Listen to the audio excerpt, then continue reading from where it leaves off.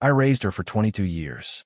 Paid for everything: college, car, apartment, even her wedding venue. Then she looked me in the eye and said her wedding was yesterday, just for special people. A week later, she called screaming about unpaid rent. I replied, "Didn't I tell you? My name is Lloyd Bannister. I'm 55 years old, and I've spent the last 22 years being a father to a girl who wasn't mine by blood, but was mine in every way that mattered." Or so I thought. I own a chain of laundromats and dry cleaners, for locations spread across the metro area. Nothing fancy, but honest work that provided a good life. Good enough to raise Tessa, put her through college, help her get started in the world. The moment it all changed happened on a Tuesday morning. I'd stopped by her apartment to drop off some things she'd left at my place during her last visit. Wedding planning materials. Actually, seating charts, vendor contracts, fabric samples. She'd been using my dining room table as her command center for months. I knocked. Tessa opened the door, phone in hand, still in her pajamas, even though it was nearly 11. Behind her, I could see moving boxes. That struck me as odd. She hadn't mentioned moving. "Hey, Dad," she said, not quite meeting my eyes. "Thanks for bringing that stuff." I handed her the box. "No problem, sweetheart. Hey, I was looking at my calendar this morning and realized you never told me the final date for the wedding. I want to make sure I don't schedule anything that weekend." She glanced at her phone, then back at me. Something flickered across her face. Not guilt exactly. More like inconvenience. "Oh," she said, her voice too casual. "That was yesterday. Just for special people." I stood there, still holding the empty space where the box had been, my arms frozen in place. The words didn't make sense at first. My brain tried to rearrange them into something that hurt less. "Yesterday," I repeated slowly. Tessa nodded, already turning back toward her apartment. "Yeah, we kept it really small. City Hall, then a dinner. You know how it is." I didn't know how it was. I didn't know anything anymore. "Special people," I said, testing the words in my mouth like broken glass. She shrugged, one shoulder lifting dismissively. "It was Wesley's family mostly, and Mom. We didn't want it to be a whole thing." Mom. She meant Francine, the woman who abandoned her when she was 6. The woman who missed every birthday, every recital, every parent-teacher conference for 15 years. That mom got an invitation. I did not. I wanted to rage. I wanted to demand an explanation. I wanted to ask her how she could do this, how she could erase me so completely. But something in her posture, the way she was already half turned away, the impatience in her stance, told me she'd already made her choice. Anything I said would just be noise to her. So instead, I did something I'd never done before. I said nothing. "I see." I finally managed, my voice flat. Tessa glanced at me, maybe hearing something in those 2 words that gave her pause. But then her phone buzzed, and whatever moment we might have had evaporated. "I've got to take this," she said, already stepping back. "Thanks again for bringing the stuff, Dad." The door closed. Not slammed. Just closed. Like I was a delivery driver who'd completed his task. I walked back to my truck, got in, and sat there for a long time. I didn't cry. I didn't punch the steering wheel. I just stared at the dashboard and felt something fundamental shift inside me. 22 years of being a father, and I hadn't even known my daughter got married. That evening, I sat at my desk at home and opened my laptop. I pulled up the folder where I kept all of Tessa's financial records. Rent payments, tuition installments, insurance premiums, car payments, the wedding venue deposit I'd paid last month, $3,000 for a wedding I wasn't invited to attend. I stared at the numbers for a long time. Then I opened a new document and titled it Account Closure Plan. If I wasn't special enough to witness her wedding, then maybe I wasn't special enough to keep funding her life. It was time to find out what special really meant to Tessa, and time for her to learn what it felt like to stand on her own 2 feet. The next morning, I didn't call Tessa, didn't text. For the first time in 22 years, I let silence fill the space between us. She didn't notice. Or maybe she did and just didn't care. Either way, my phone stayed quiet. I went to work like normal. Checked on my 4 laundromat locations, reviewed the books, handled vendor calls. But between tasks, I kept pulling up that spreadsheet. The numbers were staggering when you saw them all together. Rent on her downtown apartment, $1,400 a month. I've been paying it for 3 years. Her car payment, $350 monthly. Title in my name. Insurance too. Health insurance through my business plan. $200 a month. Student loans. I paid off the entire balance last year. $32,000. Thought I was helping her start life debt-free. Then there were the smaller things. Phone bill. Streaming services. That premium design software subscription she needed for work. $50 a month. Her gym membership. Even her damn grocery delivery service. I'd set everything to auto-pay years ago. Back when it felt good to support her. Back when I thought I was building something. A relationship. A bond. Turns out I was just funding someone's life while they built their future around people who mattered more. My business partner, Kenneth, noticed I was distracted. We were in the back office of the main location, going over quarterly projections. "You all right, Lloyd?" Kenneth asked, setting down his coffee. "You've been staring at that screen for 10 minutes. I looked up. Kenneth was a good man. Been working with me for 15 years. Knew about Tessa. Had watched her grow up. Tessa got married, I said flatly. His face lit up. "Hey, congratulations. When's the reception?" "I'll make sure to." "Yesterday. Or the day before." "I wasn't there. Wasn't invited." Kenneth's smile died.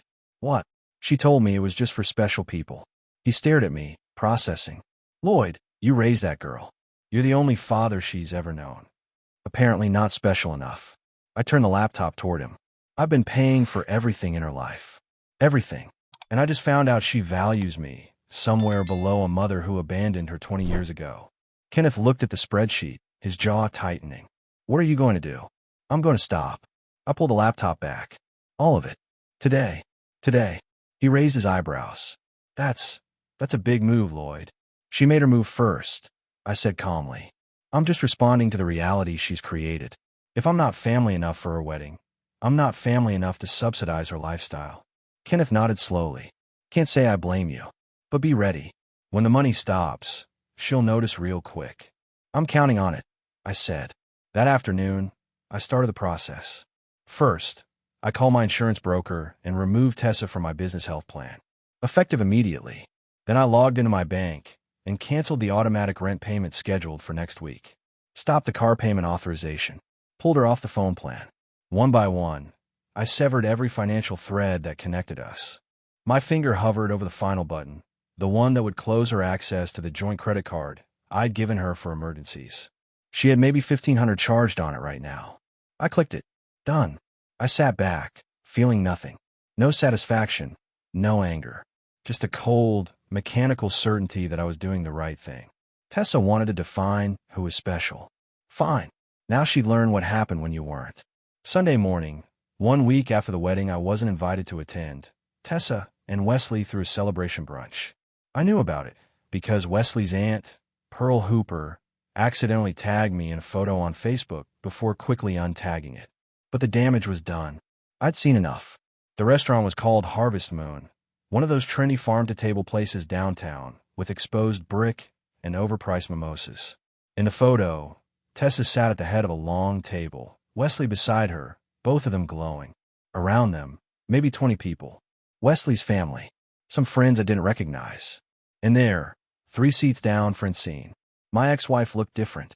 Hair styled, nails done, wearing what looked like an expensive dress. Playing the role of mother of the bride. The mother who'd walked out when Tessa was 6 because motherhood wasn't her calling. Those were her exact words in the divorce papers. I zoomed in on another photo someone had posted. Wesley was standing, glass raised, mid-toast. The caption read, "To family who always believed in us." Always believed. I believed in Tessa when she wanted to quit college sophomore year. Believed in her when she switched majors 3 times. Believed in her when she took that low-paying marketing job instead of the corporate position I'd helped her get an interview for. And Francine, she'd sent a birthday card. Maybe. Once every few years. But she got invited to the brunch. She got to sit at that table, bask in the celebration, pretend she'd been there all along. I set my phone down and walked to my home office. Pulled out the metal lockbox from the closet where I kept important documents. Inside were 22 years of memories. Report cards. Recital programs. The adoption papers. Photos of Tessa at every age, usually with me. Teaching her to ride a bike, at her high school graduation, moving into her first apartment. There was one photo near the bottom. Tessa at 8, gap-toothed smile, holding a construction paper card she'd made. Best dad in the world, written in crayon with hearts all around it. I stared at it for a long time. Then I put everything back in the box and closed it. Filed it away like evidence in a case that was already decided. My phone buzzed. A text from Kenneth. Saw the brunch photos. You holding up okay? I typed back. Fine. Just finalizing some things. What I was finalizing was the last piece. The one I'd been holding back on. Giving Tessa a small window to reach out, to apologize, to acknowledge what she'd done. She hadn't. I opened my laptop and navigated to the property management portal for Tessa's apartment building. I'd co-signed her lease 2 years ago when she didn't have enough credit history. Technically, I was on the hook for her rent. I drafted an email to the landlord, informing him I was withdrawing as co-signer effective immediately. Legal clean done. They'd either need Wesley to replace me, or Tessa would need to find a new place. Then I opened the file for the commercial properties I rented for my laundromats. 3 of them came through Wesley's firm, Hooper Real Estate Group.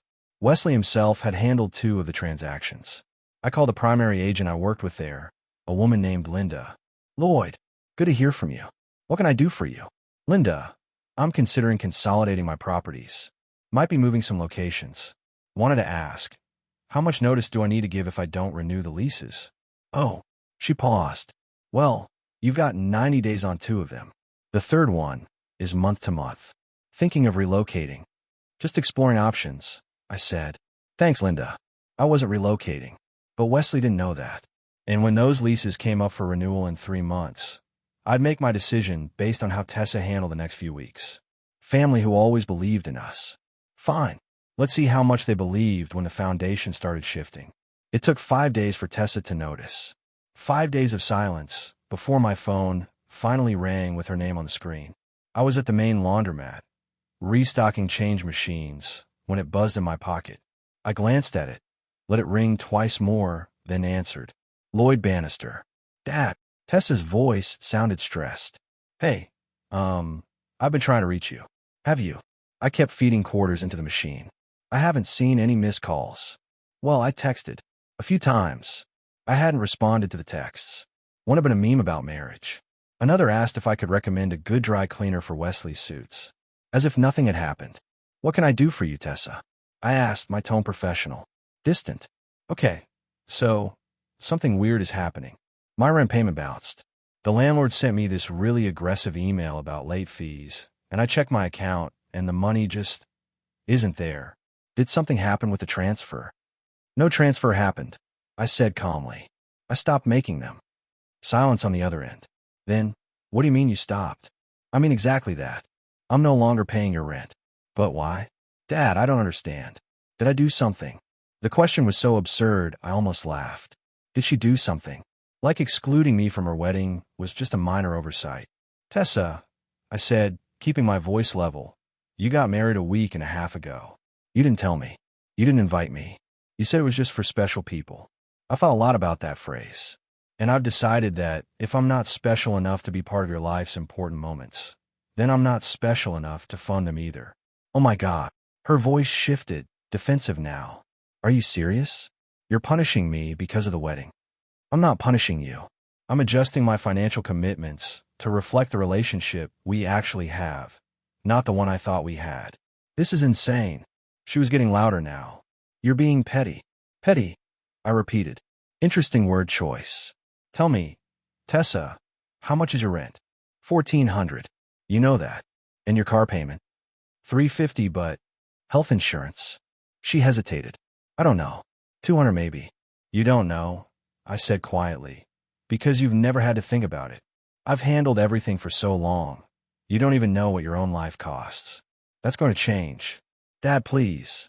Her voice broke a little, shifting tactics. Wesley and I are stretched thin right now. The wedding cost more than we planned, and he's waiting on a big commission that won't come through for another month. We can't afford rent and everything else right now. That's unfortunate. You'll need to figure it out. Can you just cover it this once? I'll pay you back. That phrase, I'll pay you back. She'd said it 100 times over the years. Never followed through once. No, Tessa, I can't. Can't or won't. Both. I closed the change machine and locked it. You made your choice about whose family. Now I'm making mine. This is unbelievable. You're really going to do this? Over a wedding. This isn't about a wedding, I said, my voice harder now. This is about 22 years of being your father and finding out it didn't mean anything. You erased me. Tessa, you don't get to be surprised when I stop showing up. I heard her breath catch. For a moment, neither of us spoke. Then she said, voice cold, fine. We'll figure it out ourselves. We don't need you. Good, I said. Then this shouldn't be a problem. I hung up before she could respond. 10 days after I stopped the payments, Tessa called again. This time I was having dinner at my favorite diner, the kind of place with vinyl booths and coffee that never stops coming. I saw her name on the screen and almost let it go to voicemail. But curiosity won. Hello, Tessa. I said her name, not sweetheart, not honey, just her name. Dad. Her voice was tight, strained. The rent and the tuition payment are both overdue now. Did you forget to transfer them? There was the exact phrasing for my preview text. I've been waiting for this moment. Didn't I tell you? I said calmly, taking a sip of coffee. Silence. Then, tell me what? That I was stepping back. We had this conversation already. Tessa, I'm no longer covering your expenses. But that was, I thought you were just upset. I thought you'd cool down and... Cool down. I set my cup down carefully. This isn't anger, Tessa. This is clarity. You made it very clear where I stand in your life. I'm responding accordingly. Dad, please. Her voice shifted to something between panic and anger. The landlord is threatening eviction. The university put a hold on my account. I can't even register for next semester's classes. Wesley's commission still hasn't come through. We're drowning here. That sounds difficult, I said evenly. What are you going to do about it? What am I? She stopped, seemed to collect herself. Can you just help us this one time? We'll figure something out going forward. But right now we need... No. What? No, Tessa. I can't help you. Can or won't, she snapped. Both. You have a husband now. You have your mother. You have all those special people who were important enough to witness your wedding. Maybe one of them can help. I heard her breathing, sharp and fast. This is insane. You're willing to let me lose my apartment? Get kicked out of school? Over a wedding? I'm not doing anything to you, I said, my voice hardening. The consequences you're facing are the natural result of your own choices. You chose to exclude me. You chose to pretend I didn't matter. Now you're choosing to face life without my financial support. Those are your choices, not mine. I can't believe you're being this cold. And I couldn't believe you got married without telling me. I guess we're both learning new things about each other. She was quiet for a moment. Then, voice low and bitter, Mom was right about you. She said you'd hold money over my head eventually. That you'd use it to control me. That landed like a punch. Francine had been poisoning the well, even now. Your mother, I said slowly, hasn't contributed a single dollar to your life in 18 years. She has no idea what I've done for you or why. And if you believe her version of events over 2 decades of me actually being there, then we have nothing left to discuss. Fine, Tessa said, voice breaking. Fine. We'll figure it out without you. Don't worry about it. I won't, I said. Then I hung up. I sat there in the diner booth, my coffee going cold, and felt something shift inside me. Not regret, not satisfaction, just a quiet sense of finality. The bridge was burning now, flames licking at the support beams. And I was the one who'd struck the match. Pearl Hooper was not the type of woman who missed details. At 63, she'd spent 4 decades as a paralegal, and observation was her superpower. So when she attended her nephew Wesley's wedding brunch and noticed the careful omissions, the redirected questions, the way Tessa's biological mother preened while telling stories about my daughter's childhood, Pearl's instincts activated. Something was off. That evening, she did what any good paralegal would do. She investigated. Started with social media. Tessa's Facebook was a goldmine of history, much of it still public, because people always forgot to lock down their digital past. She found an album titled My Hero from 6 years ago. Photos of Tessa with a man Pearl had never seen at the brunch. A man she'd never heard mentioned. Lloyd Bannister. There he was at Tessa's high school graduation, beaming with pride. Moving her into college. Teaching her to drive. Dozens of photos spanning years. Always there. Always present. Pearl kept scrolling. Found a post from 3 years ago. Couldn't have made it through college without Dad's support. Forever grateful for everything he's done. Dad, not Lloyd. Dad. Pearl opened a new tab and searched Lloyd's name. Found his business, Bannister Laundry Services. For locations. Solid reputation. Then she found something else. A receipt posted in a community group, thanking Lloyd for his generous donation to a scholarship fund. $15,000, given in Tessa's name. She sat back in her chair, pieces clicking into place. This man had raised Tessa, paid for her education, supported her for years, and he hadn't been at the wedding, hadn't been at the brunch, hadn't been mentioned once. Pearl picked up her phone and called her brother, Wesley's father. Gerald, Pearl said when he answered. This is your sister. I need to ask you something about Wesley's wedding. Who exactly paid for it? Gerald paused. Well, Wesley and Tessa covered most of it. I think Tessa's mother helped with some costs. What? Did Lloyd Bannister contribute anything? Lloyd who? Exactly, Pearl said grimly. Gerald, I've just spent an hour going through Tessa's social media. Lloyd Bannister raised that girl. He's her adoptive father. Paid for her college, her car, her life. And he wasn't invited to the wedding. That can't be right. Wesley said Tessa's father wasn't in the picture. He said wrong.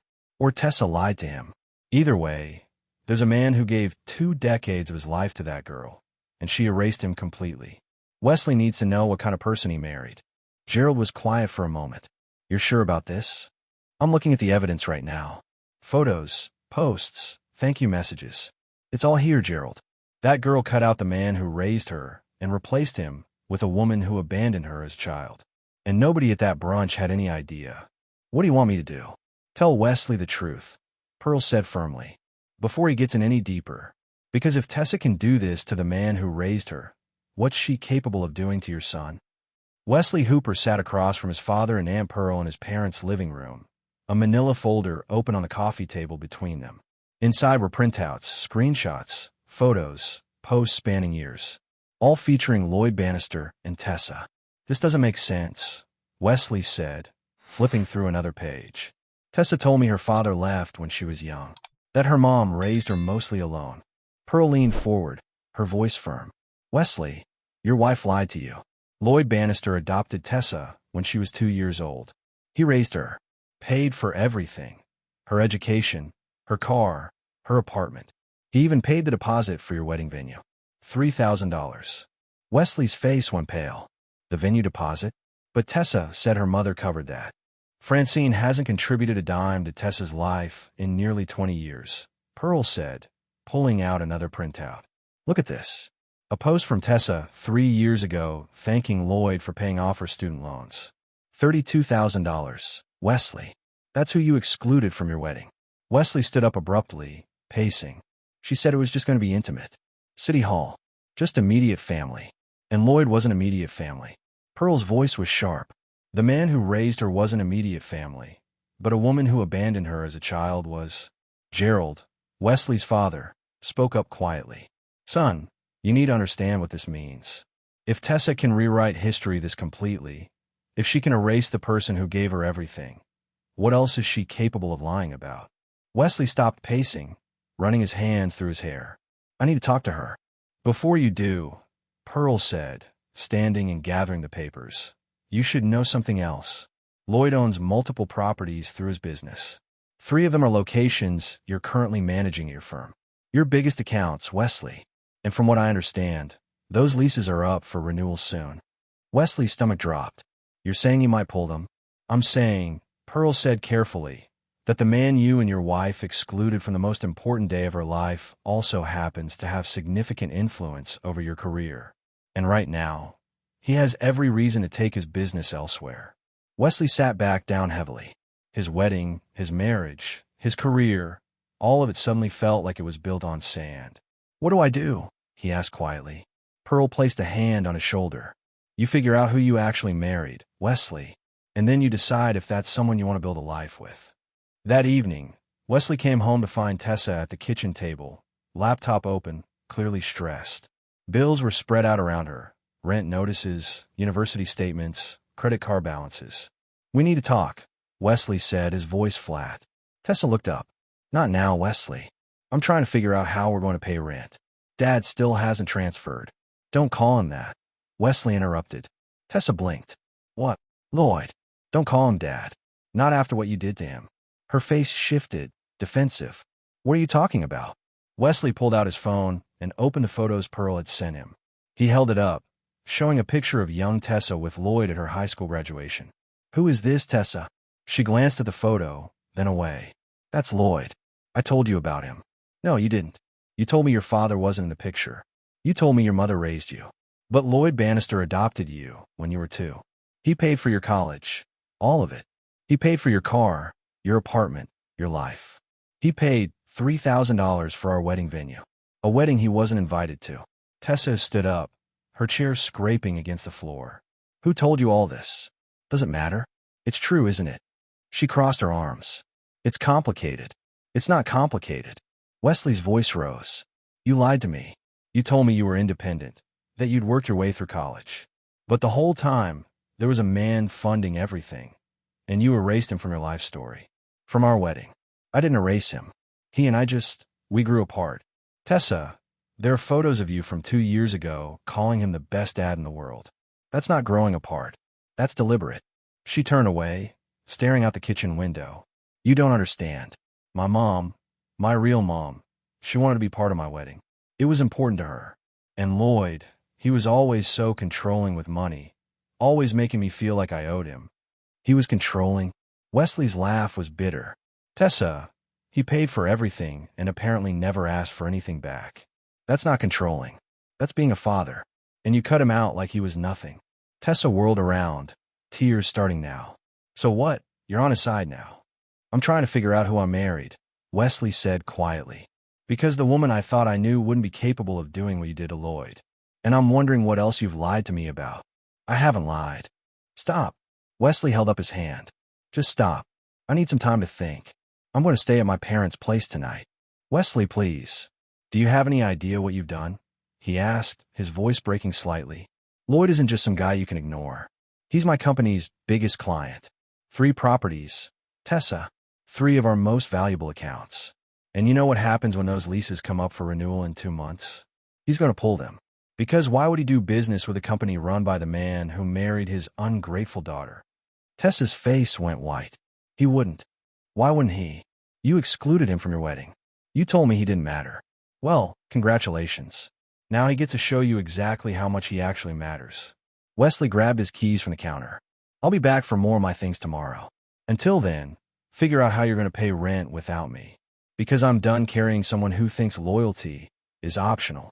The door closed behind him, and Tessa stood alone in the kitchen, surrounded by unpaid bills and the wreckage of the life she'd thought she was building. 3 weeks after Wesley left, Tessa received an envelope. No return address, but the law firm's name embossed in the corner told her everything she needed to know. Inside were 2 documents. The first was a notice of annulment proceedings. Wesley was seeking to dissolve their marriage on grounds of fraudulent misrepresentation, specifically concealing material information about her financial dependency and family relationships prior to marriage. The second document was worse. It was from Lloyd's attorney, a formal demand letter. The wedding guests who'd given gifts, 14 of them, had been contacted by Lloyd's legal team. They'd been informed of the full circumstances, that Lloyd had paid for Tessa's education, housing, and the wedding venue deposit, while being deliberately excluded from the ceremony.